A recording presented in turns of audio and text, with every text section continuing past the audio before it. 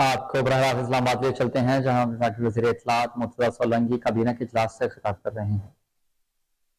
اس حوالے سے جو وزیر اعظم کی خواہشات اور کابینہ کی خواہشات ہیں وہ میں نے ان کے گوش گزار کی، اس کے بارے میں بھی میں آپ کو بتاؤں گا، لیکن اختصار سے جو اہم فیصلے ہیں کابینہ کے وہ میں پڑھ دیتا ہوں۔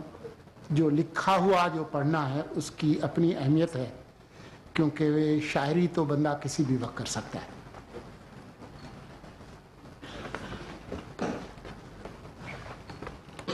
نگران وزیر اعظم انوار الحق کاکڑ کی زیر صدارت آج وفاقی کابینہ کا پہلا اجلاس منعقد ہوا۔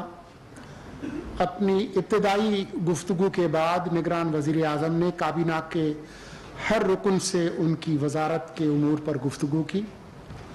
وزیر اعظم نے کہا کہ نگران حکومت کی توجہ ملک کی معیشت پر رہے گی۔ وزیر اعظم نے کہا کہ ہمیں من حیث القوم اور بالخصوص کابینہ کے جو سرکاری اخراجات ہیں ان کو کم کرنا ہوگا۔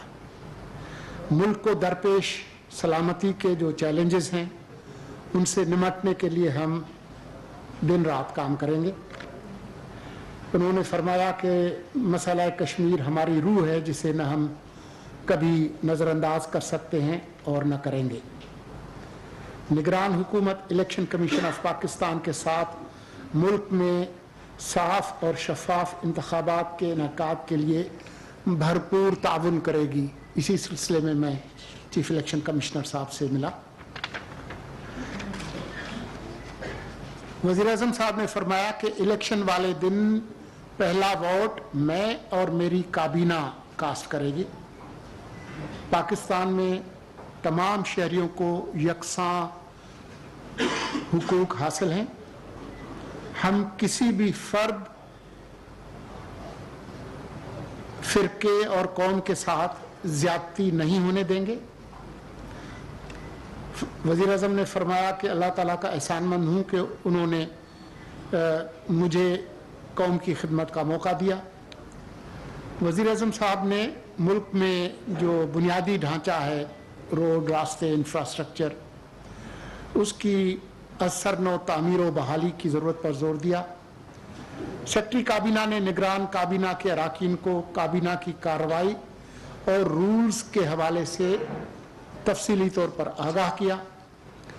جڑاں والا واقعے کے حوالے سے نگران وزیر اعظم نے کہا کہ اسلام کے نام پر کسی دوسرے مذہب کی تضحیک نہیں ہونے دیں گے۔ ریاست کی طاقت مظلوموں کے ساتھ کھڑی ہے۔ ہم اکثریت ہیں لیکن میجارٹیرین طرز عمل اختیار نہیں کریں گے۔ جتنا بھی مطالعہ کریں، اسلام ہمیں کہیں بھی اقلیتوں یا دوسرے مذاہب کے لوگوں کے ساتھ ایسا برتاؤ کرنے کی اجازت نہیں دیتا۔ وزیر اعظم نے معاشی بحالی پر ایک کمیٹی تشکیل دے دی جس میں وزارت خزانہ، وزارت تجارت، وزارت توانائی، اسپیشل انویسٹمنٹ فیسیلیٹیشن کونسل اور دیگر متعلقہ وزارتوں کے ارکان شامل ہوں گے۔ یہ کمیٹی پاکستان میں معاشی بحالی کے عمل کی نگرانی کرے گی۔ وزیر اعظم نے ہدایت کی کہ اسلامی تعلیمات کے فروغ کے لیے پاکستان ٹیلی ویژن عالمی ماہرین کی نگرانی میں تجوید قرآن پر پروگرام نشر کرے گا۔ وزیر اعظم نے ہدایت کی کہ پاکستان کے ثقافتی ورثے، روحانیت، صوفیزم کو اجاگر کرنے کے لیے شاہ عبداللطیف بھٹائی، خوشحال خان خٹک اور بلے شاہ جیسے شعراء و صوفیاء کے کلام کو قوم تک پہنچانے کی صحیح کرے گی اور اس کے لیے تمام متعلقہ ادارے اپنا کردار ادا کریں گے۔ میں ایک جملہ پھر کہہ دوں کہ جو میری گفتگو ہوئی چیف الیکشن کمشنر صاحب سے، ان کو میں نے کابینہ کی طرف سے اور وزیر اعظم کی طرف سے اور اپنی وزارت کی طرف سے یہ یقین دہانی کرائی کہ آئین اور قانون کی روشنی میں آپ جو انتخابات کرائیں گے اس کے لیے آپ کی مدد اور اعانت کرنا اور وہ تمام انتظامی تبادلے کرنا جو آپ کی نظر میں انتخابات کو آزادانہ اور منصفانہ بنانے کے لیے ضروری ہیں، اس کے لیے ہم کمیٹڈ ہیں اور ہم ان کے حکم کا انتظار کریں گے.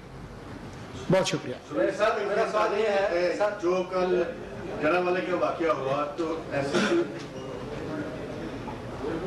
جی سر سر میرا نام نازا استمران ہے، اے بی این نیوز سے میرا تعلق ہے. کس نیوز سے جی؟ اے بی این اچھا اے بی این سے. جہاں پہ آپ جی جی جی. سر یہ جو آپ نے مالی کا ذکر کیا ہے، اس کا مقصد یہی ہے کہ مزید مہنگائی ہوگی یا کچھ عوام کو ریلیف دینے کے بارے میں بھی آپ نے سوچا ہے؟ جیسے ساری دنیا یعنی پاکستان کی ترقی ہے جو آپ کے ساری پیٹرول کی قیمتوں میں اضافہ ہو. ایک بات تو یہ، دوسری بات یہ شدید ہے کہ الیکشن شاید آگے چلے جائے کچھ اس کی آئینی ضروریات کے تحت، تو کیا آپ اس چیز کو سپورٹ کریں گے کہ یہ آگے چلے جائے، یا آپ کی کوشش ہوگی کہ 90 روز کے اندر اندر یہ چھوٹے چھوٹے ہو سکیں؟ دیکھیں، جو معاشی بدحالی ہے، مہنگائی ہے، افراط زر ہے، غربت ہے، یہ ایک حقیقت ہے. اس حقیقت سے انکار نہیں کیا جا سکتا. اور جن لوگوں کی ملک کی معیشت پر نظر ہے، آپ میں سے وہ لوگ جو کہ معاشی رپورٹنگ کرتے ہیں، ان کو اچھی طرح سے معلوم ہے کہ 2015-16 کے بعد پروگریسولی ہمارے حالات خراب ہوئے. تو اس میں تو کوئی دو رائے ہے نہیں. مجھے اس بات کا اندازہ ہے کہ جب پیٹرول کی قیمتوں میں اضافہ ہوتا ہے اور خاص طور پر ڈیزل کی قیمتوں میں اضافہ ہوتا ہے، تو وہ اپنے ساتھ افراط زر اور مہنگائی کا ایک طوفان ساتھ لے کر آتا ہے. یہ ایک حقیقت ہے. لیکن میرے خیال میں آپ تمام خواتین و حضرات کو اس کا علم ہے کہ ہم لوگ ایک آئی ایم ایف کا منجمد پروگرام تھا، وہ بڑی مشکل سے وہ اس کو دھکا دے کے اسٹارٹ کرایا، اور ہم لوگ ایک اسٹینڈ بائی ایگریمنٹ اس میں ہیں، اور اس میں ہم نے کچھ وعدے وعید کیے ہیں آئی ایم ایف کے ساتھ، کچھ کمٹمنٹس کی ہیں. ان میں یہ بھی شامل ہے کہ ہم بہت زیادہ سبسڈیز نہ دیں.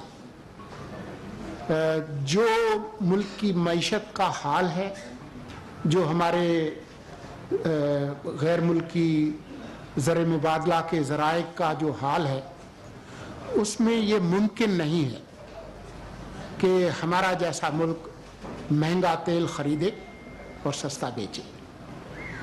تو یہ ہم چاہیں نہ چاہیں، ہمیں پسند ہو نہ پسند ہو، لیکن اس حکومت کو یہ کرنا پڑا.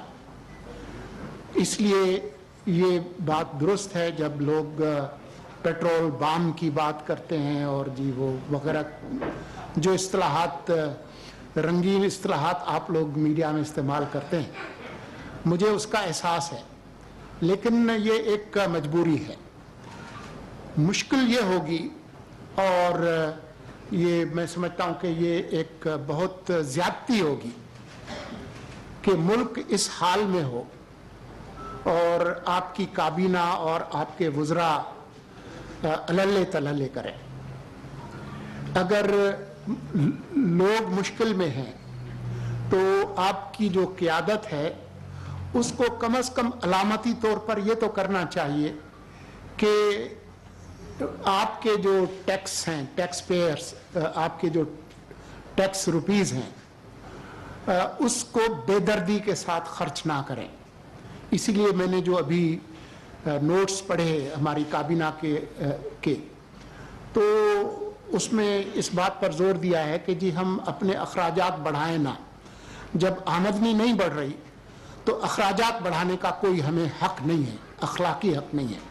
میں نے کل پرسوں بھی یہ کہا کہ ہمارا جیسا ملک جو ہمارے ذرائع محدود ہیں، پھر ہم اپنے خرچے بڑھاتے جا رہے ہیں، پھر ہم تو کہیں آئی ایم ایف یا کہیں कर्जे शर्जे जाकर ले लेते हैं, गरीब आदमी किसके पास जाएगा, वो किससे कर्जा लेगा? उसके पास तो कोई IMF वर्ल्ड बैंक नहीं है। जो बंदा 800 रुपए में 20 किलो का आटा ले रहा था, अगर उसको 2500 और 3000 रुपए में आटा खरीदे तो वो कहाँ से लेगा? कौन सा बैंक देगा उसको? तो मुझे अंदाजा है इस बात का। अब मैं आपका जो आखिरी सवाल था उस पर आ जाऊं।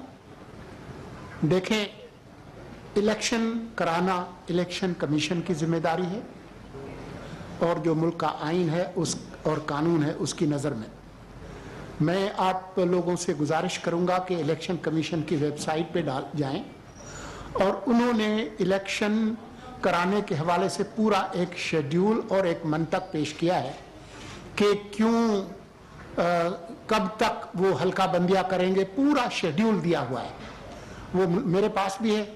मैं आपको बोर नहीं करूंगा वो डिटेल्स तारीख देकर, लेकिन ये उनका काम है, और ये आपके इल्म में भी है कि ये मामला एक हद तक सब जुडिस भी है, क्योंकि एक जमात या कुछ हमारे जो कानूनी माहिरीन हैं वो हमारी मुल्क की सबसे बड़ी अदालत में गए हुए हैं।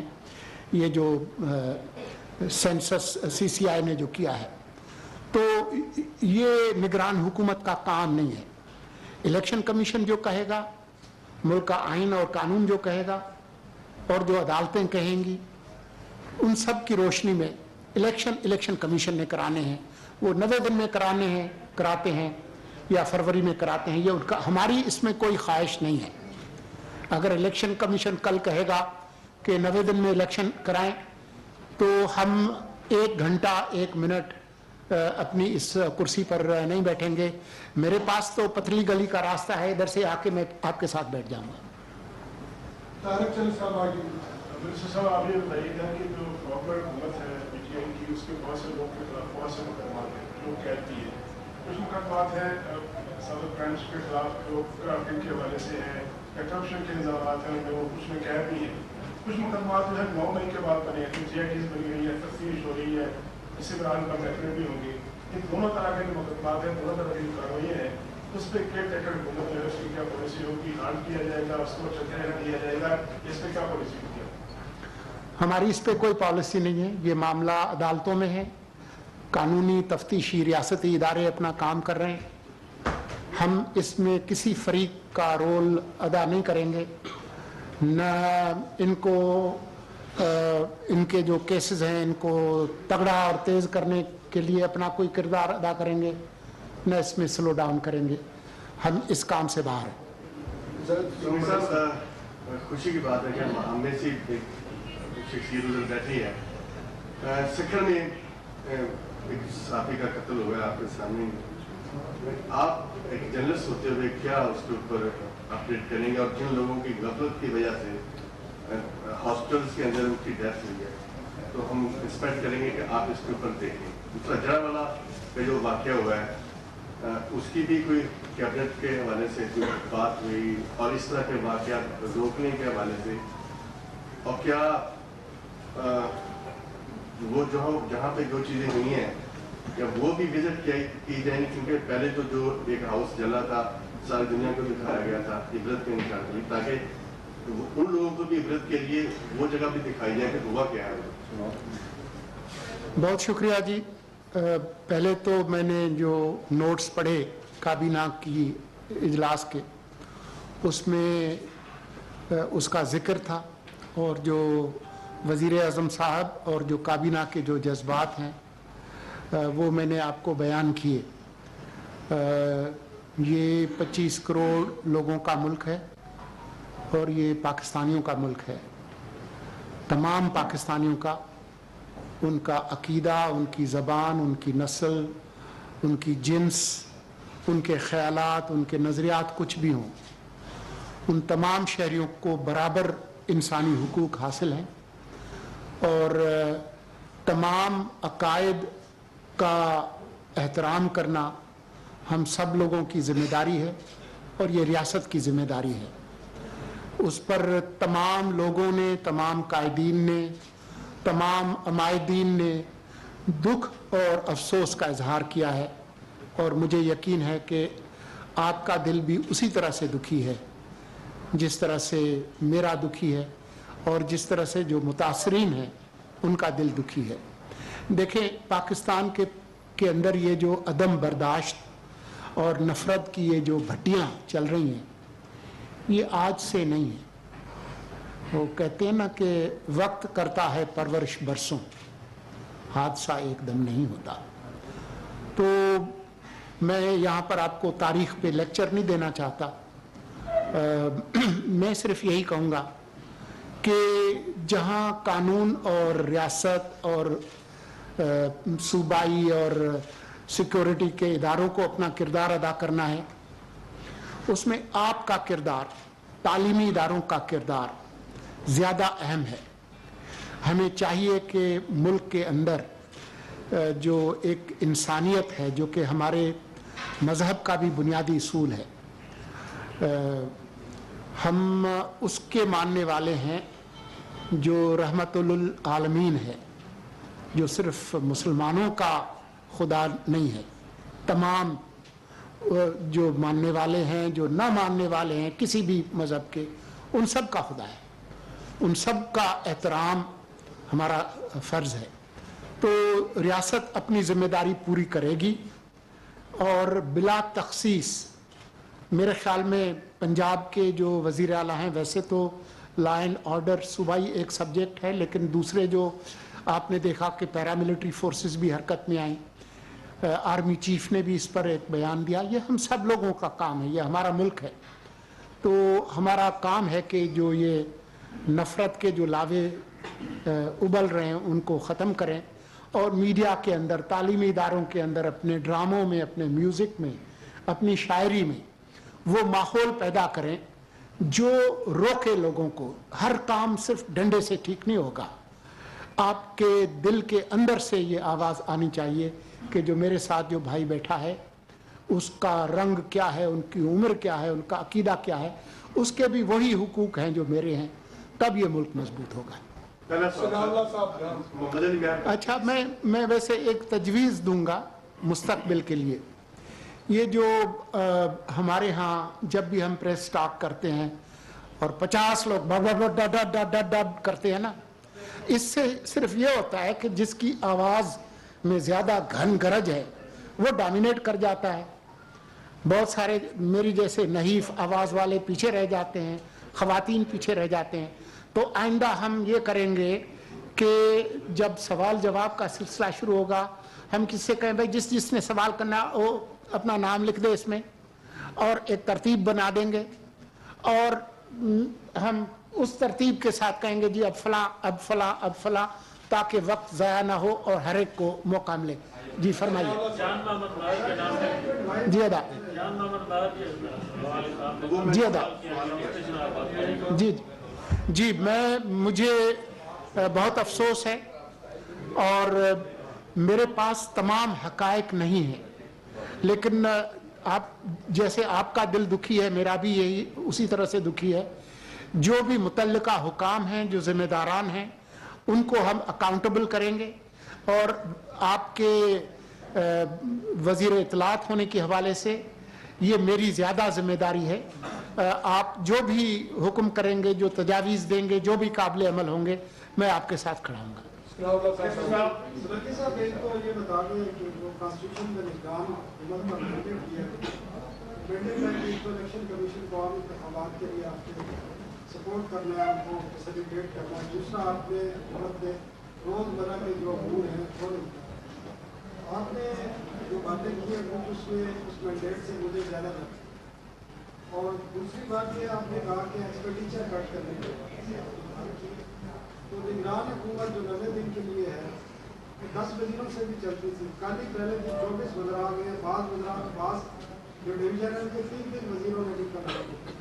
اور پرائم منسٹر سے کل ہماری جب بات ہوئی ادھر تو وہ کہہ رہے تھے مزید لوگ بھی آئیں گے.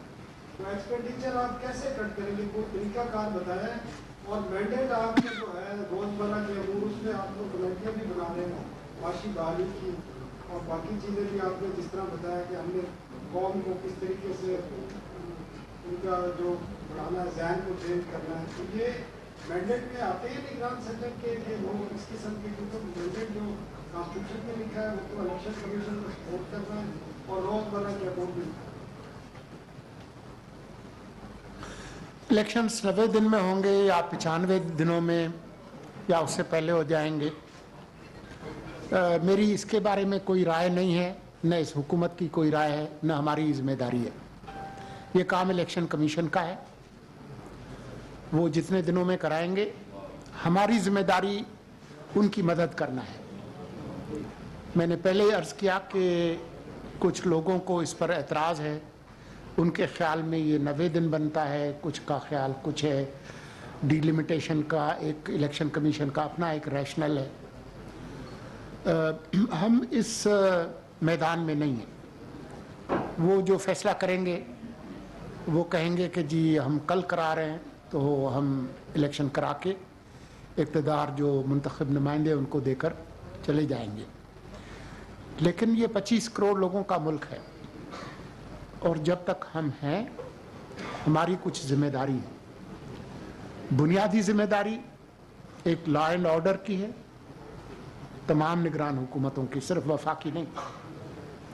और दूसरा ये कि हम दिवालियापन में जाते जाते बचे हैं, बड़ी मुश्किल में है डिफ़ॉल्ट से बचने में। तो हम ये हरगिज़ अपनी जिम्मेदारी से पहलू तही नहीं करेंगे कि मुल्क मुआशी तौर पर मज़ीद डिस्टेबलाइज हो। मेरी मालूमात के मुताबिक 16 रुकनी काबीना ने हल्फ उठाया है। कुछ एक हाथ में मेरी जितनी उंगलियां हैं उनसे कम मुशीर और मुआवनीन हैं। लेकिन मेरा ख्याल ये है कि अगर इसका मवाजना पिछली दो हुकूमतों की साइज से करें तो मेरे ख्याल में आप खुद इंसाफ करेंगे कि उसके मुकाबले पर बहुत कम है। दूसरी चीज़ मैं ख़ासे वसूख से कह सकता हूँ कि ज़्यादातर अरकान का ताल्लुक उनके अपने शोबे से है। अब अगर आप मुझे बताएं कि मुझे अगर आप सर्जन जनरल बना लें तो फिर इस कौम के साथ क्या होगा। तो मेरा ख्याल ये है कि ज़्यादातर लोग जो है वो अपने मुतल्लिका शोबे से हैं। सोलंकी साहब, कुर्बान बलोच हूं मैं आवाज़ टीवी से। आप कहते हैं कि इलेक्शन कमीशन से जो भी तजावीज़ आएंगी निगरान हुकूमत उस पर अमल दरामद करने की पाबंद है। दूसरा हुक्म आइन का है कि 90 रोज में इंतखाबात कराने की। अगर निगरान हुकूमत ये नहीं करती तो ये आइन से नाराफी नहीं होगी। हमारे पास तहरीरी आइन भी मौजूद है और खुशकिस्मती से वो इदारे भी मौजूद हैं जो उस आइन पर अमल दरामद कराते हैं। अगर कल ये फैसला होगा कि फ़लाँ दिनों के अंदर इंतखाबात होने हैं और फ़लाँ तारीख को होंगे और ऐसा हुक्म इलेक्शन कमीशन को दिया जाएगा तो इलेक्शन कमीशन जो हमें कहेगा हम उस पर अमल दरामद करेंगे। खालिद महमूद एक्सप्रेस से। तो सर आज मजमूई तौर पर कैबिनेट में क्या हुआ कि पाकिस्तान को कौन सा सबसे बड़ा चैलेंज दरपेश है जिसको इस कैबिनेट ने हल करना है। दूसरा आप असेसमेंट करेंगे कि क्या इस कैबिनेट में ऐसी कैपेसिटी मौजूद है कि जो उनकी हालात हैं उनको ठीक कर पाएंगे।